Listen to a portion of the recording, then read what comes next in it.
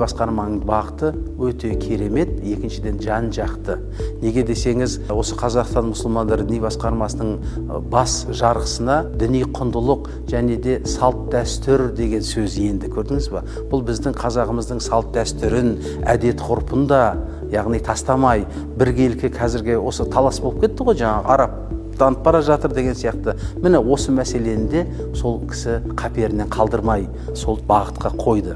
Содан кейін әр жылды атауы салт дәстүр жылы немесе жаңағы діни біліктілік жылы деген сияқты әр жылдар солай аталады. Бұның барлығы ақсап тұрған жерлерді тез-тез қуалап түзеп алуға септігін тигізіп жатыр.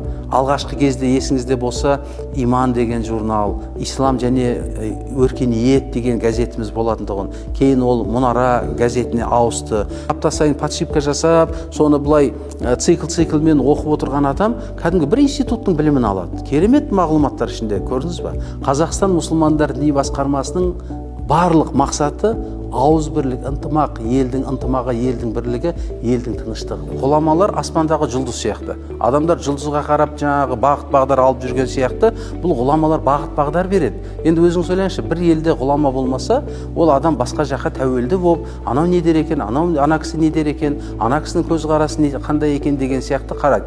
Ал енді бір пәтуа беру үшін сол жердің жергілікті жағдайы бар, тұрмыс тіршілігі бар, психологиясы бар, немесе олардың әдет ғұрып салт дәстүрі бар, соның бәрімен санасу керек. Сол себепті мынау біздің ғұламаларымыздың өз ісімізден шыққаны ол үлкен бір жетістік.